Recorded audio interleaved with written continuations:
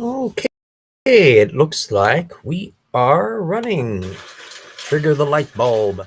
Welcome to Evolution Hour on the 15th of December 2025 in our ongoing uncertain year of doom. And of course, tortuganwordpress.com, the exciting world of all of old RJ's old crap. On a little bit late today, but it's been a busy day in terms of research, so I do apologize, but nonetheless, it was very informative. One of the things that kept me going quite a bit was watching a video from Peter Line, the young Earth creationist, and he was doing this hour-long interview at CMI where he was blither-blathering on human evolution. I'd heard about it because of some talk in our science friends chat group, things that Erica Gutsick Gibbon had. Hello, Lisa. Was that along the way, functionally, Line has thrown in the towel on Australopithecines and Lucy being bipedal, which is like a dogma that it can't be so. And he basically kind of accepts that, but then trying to slough it off, saying, hello, Barbara, yes, tries to slough it off by saying, well, there were like other hominids earlier than that were bipedal. Yeah, that's kind of missing the point on that. Anyway, a lot of that material is going to be in the new book, Volume 2 of The Rocks Were There. So it's going to be really funky because it was fun finding out how he was representing source material, like it kind of muddling how much brain size we're on Homo habilis, and there's a whole bunch of little stuff that's going on. It'll be intriguing. Hopefully Erica will be doing a video analyzing it because of course that's her field, and so she will notice, I'm sure, many little nuances and things that didn't jump out at me. But at any rate, that's part of the reason for our little delay today. As of course we are continuing with our source by source analysis of Titans, the creationist dinosaur book.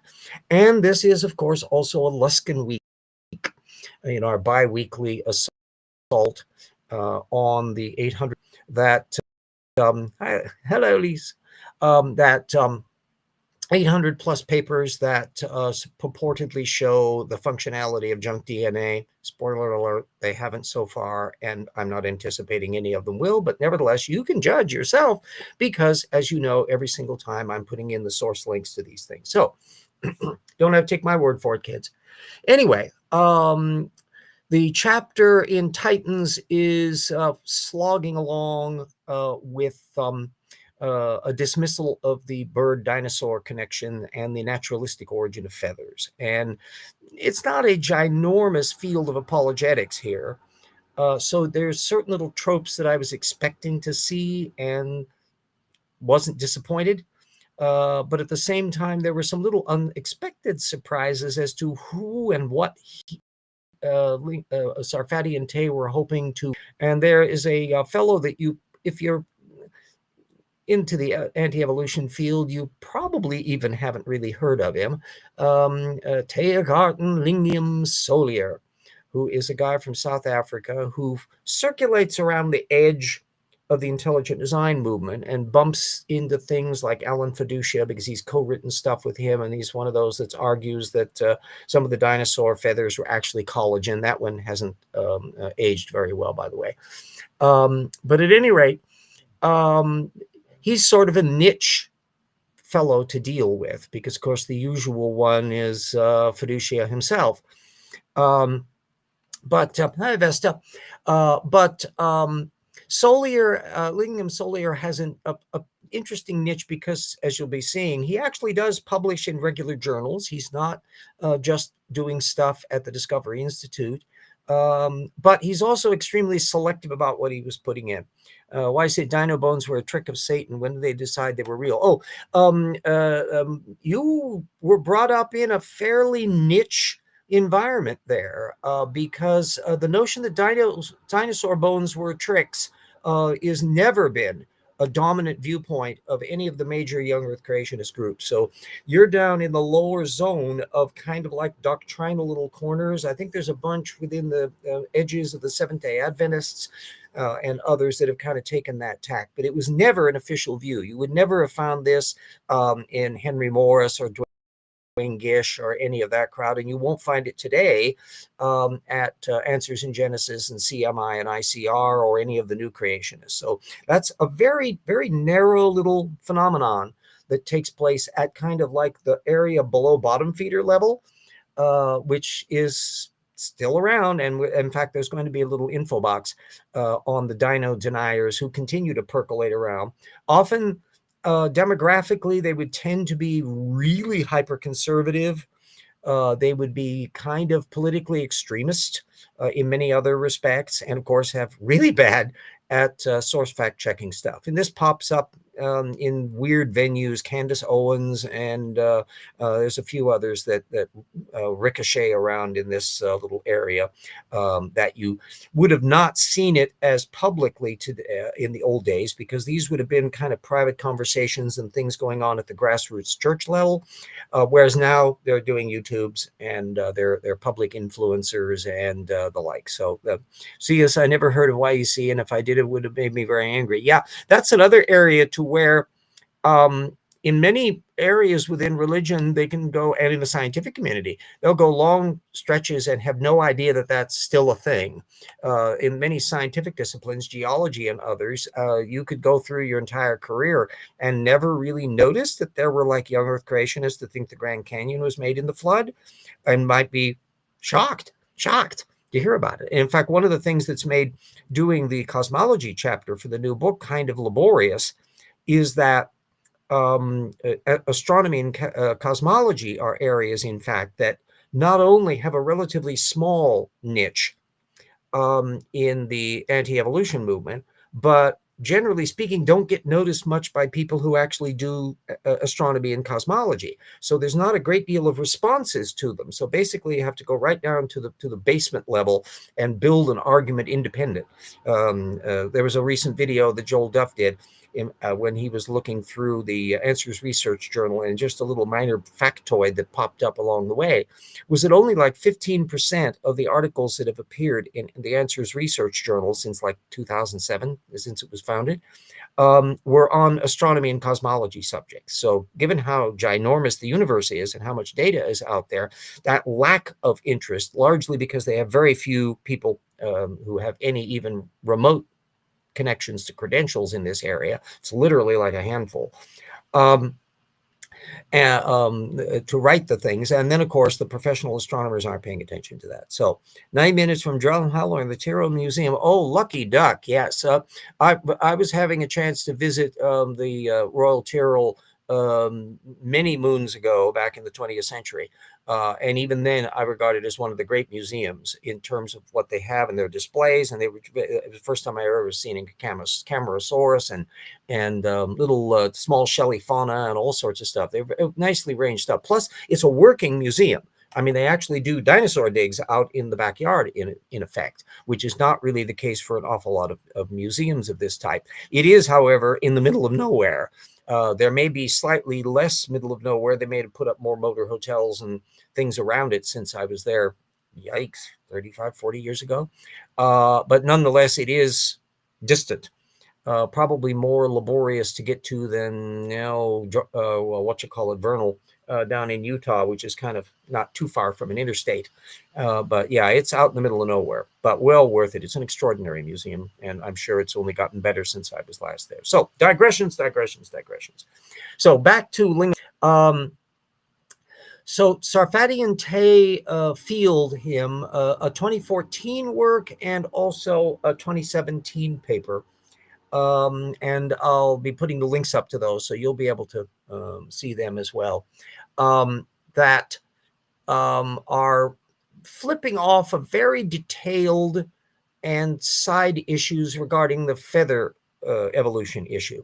Lingham-Solier's papers are not coming across as anti-evolutionist, but he's being invoked by an anti-evolutionist, and he appears in other contexts in an anti-evolution context. If you would see the kinds of stuff that would get highlighted at the Discovery Institute, you'd see all of that stuff. But what was intriguing about it was how distant the source citations of particularly the 2017 paper were to some really big squeaky wheels, and one of which is Prum and Brush's 2002 paper, which I'll be putting a link up to, which was working out feather evolution material.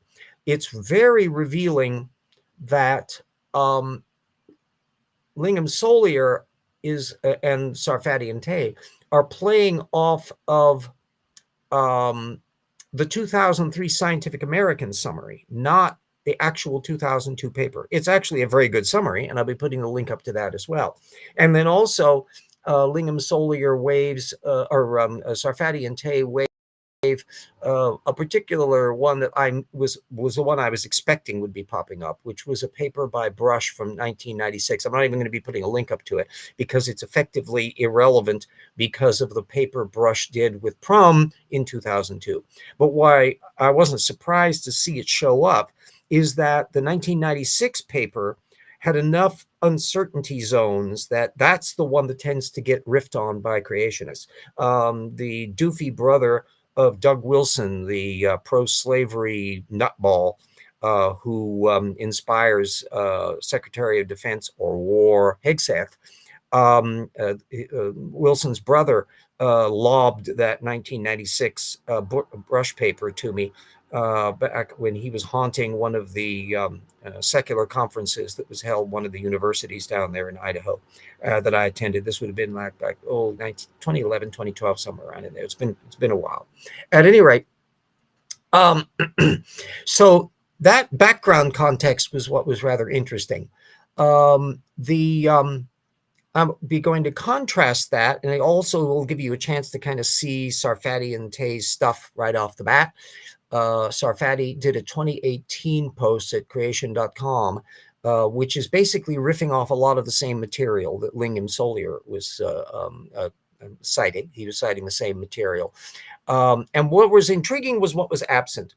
Last year when the Rocky Mountain Atheists held their conference in May, I went to Terrell Museum and took the behind-the-scenes tour. They only show less than, well, that's true of virtually any working museum.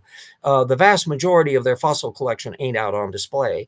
And particularly in the modern era of the way museum displays run, the vast majority of their collections in general aren't going to be out on display. I know the Maryhill Museum that has one of the world's great chess set collections back in the day, back 1960s, 70s, you could literally see a hall that had all of their chess set collection out, that you could actually see every single bloody one of them in that jam-packed technique that's sort of old British museum style.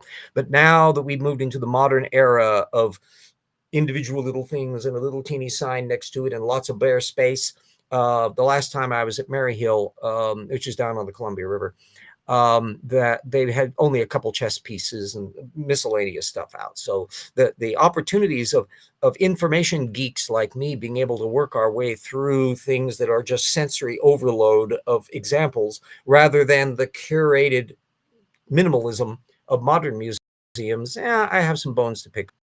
South Carolina is an epidemic of measles thanks to anti-vaxxers. Yes, wonderful world of the people who listen to RFK versus the smart people who don't.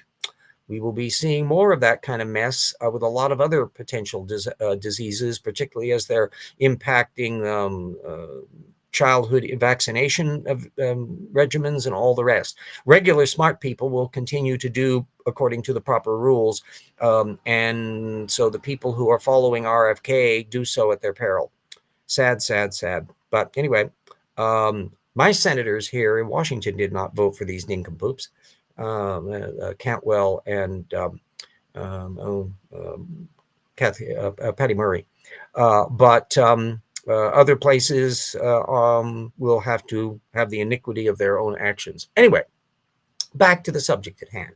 So then I'll be putting a link then up to that 2018 Sarfati thing, which is tracking an awful lot of the content that's in the book. So you'll be able to see that. Plus, you'll be able to independently look at the sources and stuff that you like. But the name that doesn't pop up at all in either the Sarfati 2018 or the book with Tay is Lorenzo Alibardi. And both of books Evolution Slam Dunk and the Rocks were there, made a big deal about the work of Lorenzo Alibardi because he had done spectacular work in a team over many, many years and is continuing to do research in the area on the developmental biology and genetic details of the origin, not just of feathers, but their kissing cousins' hair. Because it turns out ancient vertebrate integuments are generating the substrates for both feathers and hair, and often the same genes are involved, bone morphological protein, sonic hedgehog, and all the rest. And so you get these multiple lineages splitting where you have along the group, because the little skin dimples one way, in the lineage leading off to birds, you're ending up with feathers. And in the lineage that leads off to mammals, it dimples the opposite direction, and you end up with hair forms. But functionally a lot of the same genes. And of course, the hair forms are not really capable of bifurcating, apparently, in the same way that you get with the feather structure. And there may be also some additional little genetic switches that they haven't identified yet, but they do a great deal on the developmental biology of how these systems develop. And we'll be getting some papers to you that will be covering all of this little fun stuff. So anyway, so it's revealing that the Lingham-Solier 2017 paper had a section in it, probably to make people happy because it was being published in a standard scientific journal, where he makes an allusion to the fact that feathers have been a subject of considerable debate as to their evolutionary origin. And Lingham-Solier uses the evolution word, so he sounds like he accepts evolution in the course of things. It may be a Pyrrhic victory, but at any rate,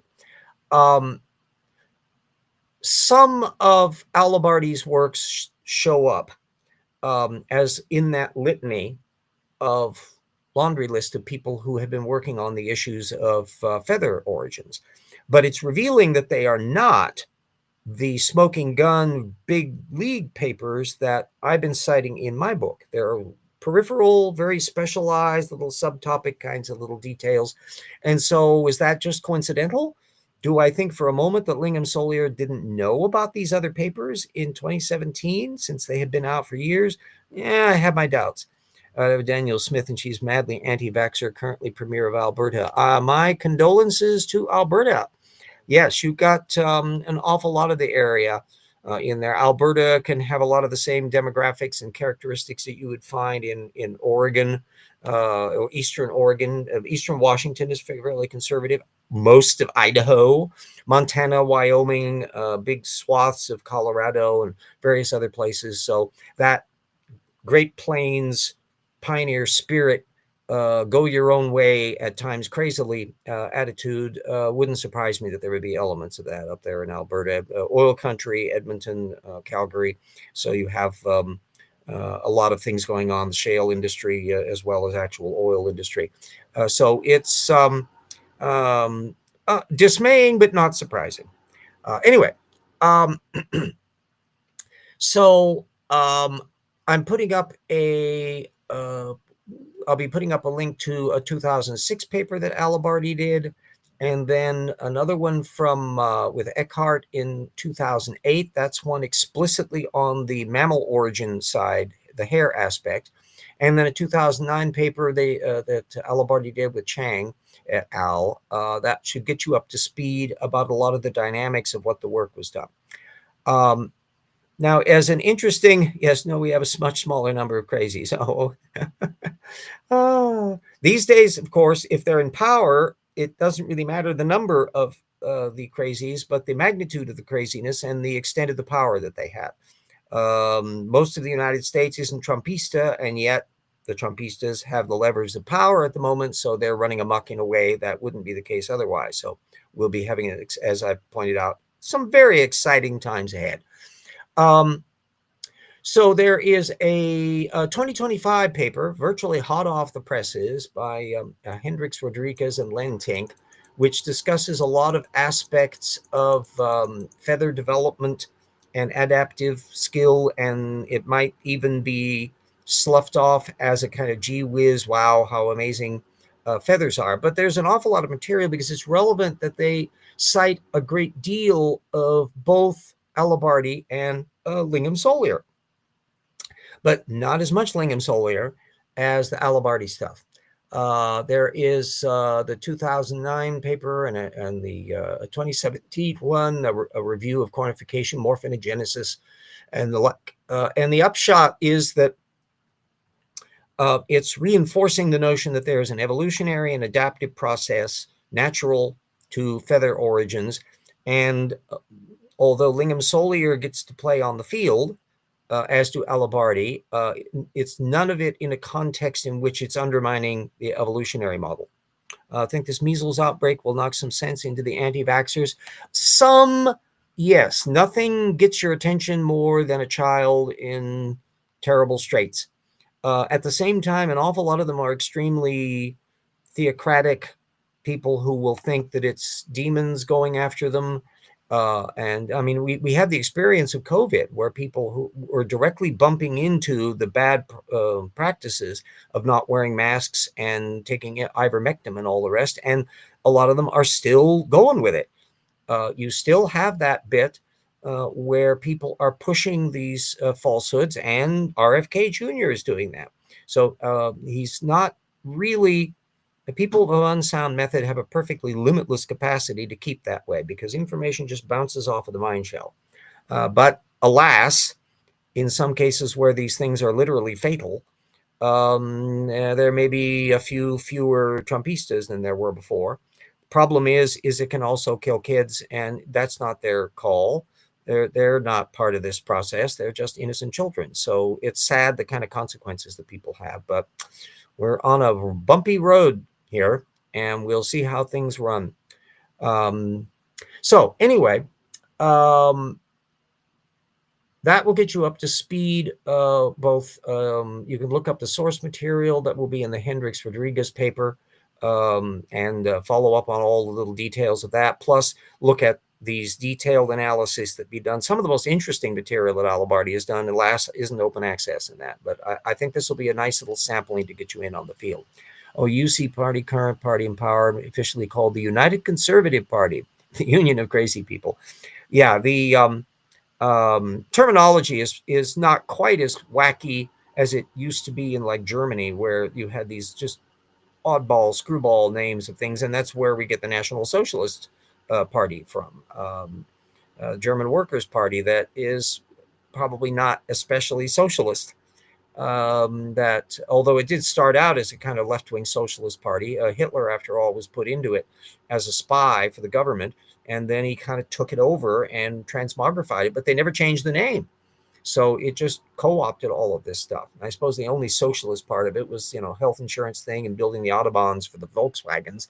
That would have an element of it. But anyway, well, the other part of the show relates to our cute little Luskin list. And we got 4 papers on the line, all from 2018. There's one by Lubelsky and Ulitsky, and one from Trang et al. That we're reporting on things we've already noted, that ALUs in our genome can form attachments, connecting up with things, being noticed, potentially altering the landscape of stuff, and they're showing up in long RNAs. And these can be triggers for alternative splicing, which can have very different expression patterns, quote unquote, which would be completely consistent with the fact that the ALU themselves don't have per se an information content. They just have a presence that changes the topology of things and a tendency to be metallated or not.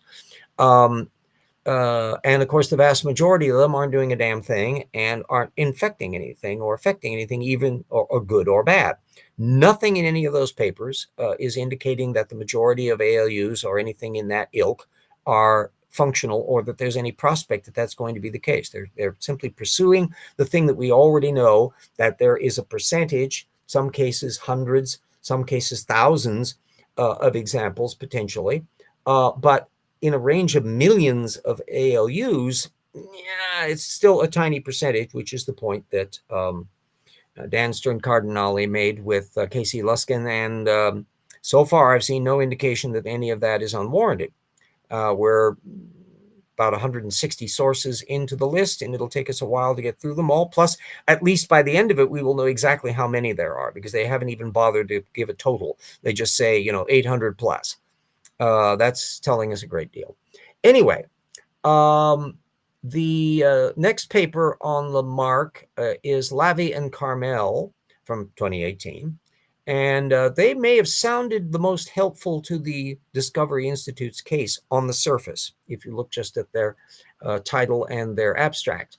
Well, at least not until you read the abstract. But anyway, the title, ALU Exaptation Enriches the Human Transcriptome by Introducing New Gene Ends, unquote. But in the abstract, they were explaining a bit more about what that meant. And it says they identified 3 hotspots of cleavage and polyadenylation site formation. And they went on to study what evolutionary processes might explain the formation of these specific hotspots of novel gene ends. And they found 2 of the 3 hotspots might have emerged from mutational processes that turn sequences that resemble polyadenylation signals, adenylation signals, into full-blown canonical signals, whereas one hotspot is tightly linked to the process of ALU insertion into the genome. Overall, ALU elements may lie behind the formation of 302 new gene end variants. 302, that's out of millions of ALUs, 1.4, affecting a total of 243 genes. Intergenic ALU elements may elongate genes by creating a downstream cleavage site. Intronic ALU elements may lead to gene variants, which code for truncated proteins. And 30 UTR ALU elements may result in gene variants with alternative 30 UTR. So, again, just a reinforcement of what we were already knowing, but it gives some interesting little details more about the actual mechanisms of how it's doing what it does. Not that there is any intrinsic information or intrinsic good or bad to an ALU. It can just slide into things and become a part of the process. And the fact that it becomes part of a process brings us to our final paper, Tristan Flores et al., which bumps into our theodicy button, because it is explicitly right up in the title on atherosclerosis-specific impacts of ALU elements. Now, in this case, it apparently involves some compensatory mechanisms that key in on the presence of ALUs in the aorta and hypermethylating them. And so is it a way of responding to and using them as a trigger mechanism to do something which can be somewhat benign to compensate for other problems that are going on? Very probable. Their concluding comments are quite relevant, though. From an evolutionary standpoint, the DMM shows a relatively high homology with phylogenetically old ALU subfamilies, FLAM, ALUJ, ALUS, whereas the recently diverged ALU-Y cluster away from the DMM, which would make sense as the system is having to react to ALU fragments that have been in the genome a long time and are invigilating into things, and they have to find a way of compensating for them. Whereas newer variants of all of that haven't had as long of a time to either do anything or get reacting to. Would there be any logical, intelligent design analysis of any of this stuff? Good luck. And we don't necessarily need to wait on that. Oh, we need to make new laws when we get back in power. Oh, yes. Well, and I'm thinking that, here we go. Not merely legislation, because of the fact that we have that idiot Trumpista Roberts Supreme Court that can gum up the works, but some of these things may in fact require amendments to the Constitution. And in that respect, you got to have a broad movement that has the control of an awful lot of state houses that can therefore pass amendments and get them through, because the Supreme Court, unless they decide to go completely fascist, it can't stop.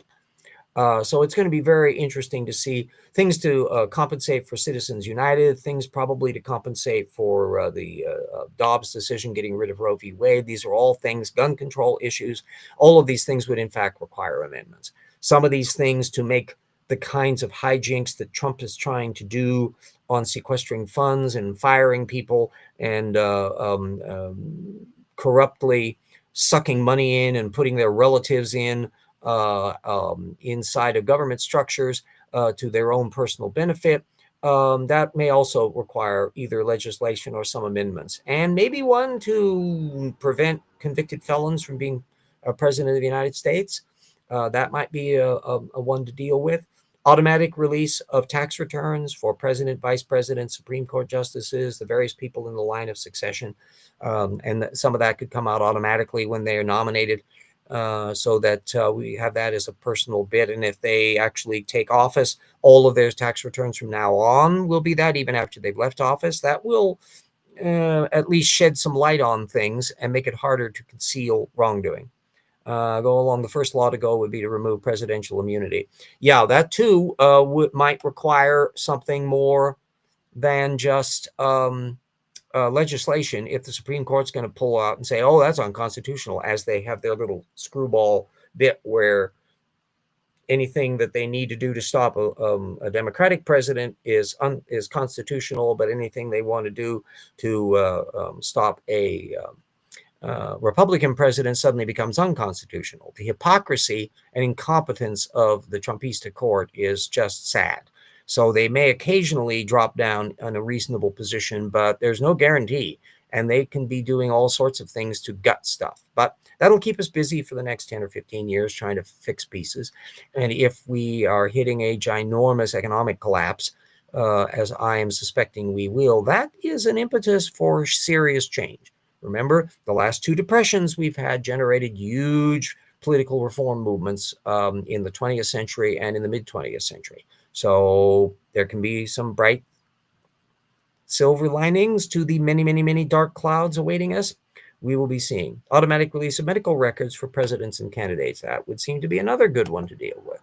Yeah, there's a lot of little systemic details that we need to deal with, and a lot of stuff that will have to happen at the legislative level. Elimination of gerrymandering, expansion of the representation, so that we have individual representatives aren't representing as many people as they are, which means expanding the House of Representatives. There they can build an expansion to the building in a way that we do not need the golden ballroom at the White House. Apparently there are some people actually suing that was inappropriate to do, and he was had no justification and legal right to do so. He'll be brazing it ahead, because Trump in his dementia is just stuck in real estate developer, marble bathroom, gold filigree claptrap, turning it into kind of Mar-a-Lago North.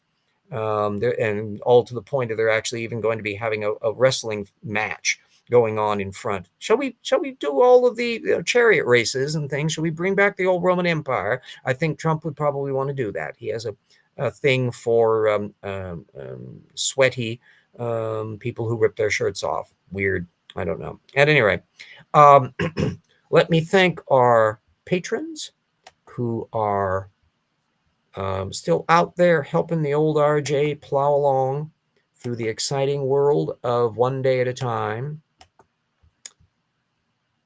And we generally will remind everybody that if times get financially icky for any of you people on our list, as much as I appreciate the money, take care of your own finances and stuff first. As the general principle that I would like everyone on the planet to contribute to the fund is irrelevant. It's the people who actually care about the project and are willing to and able to put a little bit of money aside and do that on a regular basis. But I am seriously very grateful for everybody that sticks with it and keeps the thing sliding along one day, 1 week, 1 month, 1 year at a time as we plow along. I'm really delighted with the material that Jackson and I are doing for the new book, which clearly is not going to be appearing until 2026. Springish sounds about right. Still some chapters from his end and some couple things from my end that we need to do, and plus our cross connections and all of that to get the stuff up to speed. But it's going to be a meaty little bastard that will incorporate all the relevant material that has pertaining to the previous book that has come along since it came out in 20. And there has been a huge amount of technical literature in that. Nothing that has overturned any major concepts that we were presenting in the book, so nothing in our stuff is obsolete. But nonetheless, neat little wrinkles that improve our understanding. Newer stuff that's popped up on like magma plumes and meteor impacts and the like that pertain to subjects that we brought up, Messinian salinity crisis and all that, drying up in the Mediterranean. There's a lot of stuff that we were alluding to in the previous book, and there are newer material that we wanted to call attention to. So, yes, expansion of the number of Supreme Court justices. Yeah, I frankly could see several of them ought to be impeached for lying under oath during their confirmation hearings and for corruption. I mean, Alito is popping into that mode, Thomas and others. But anyway, that's things for the future. Let me then put up our cute little rocks for their advert. Another one that I got to set up here. Come on, baby. Get your little finger going. There we go. Takes a second for the little squirrels on the laptop to get the file running. And there we go. And off to the races.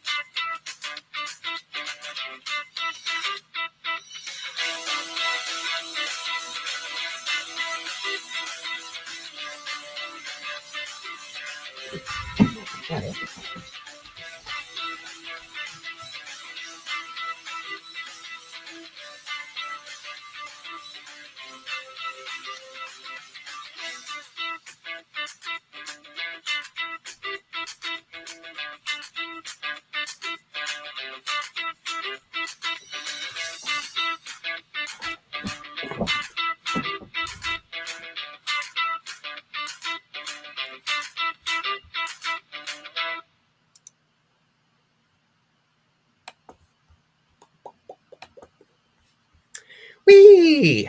And as a little sidebar, in addition to all the other material that I've been doing, a friend of mine here who has a 3D printer, I've mentioned that we have been busy as a little side hobby, coming up with a 3D version printed module of my party war game Politique that I invented many decades ago.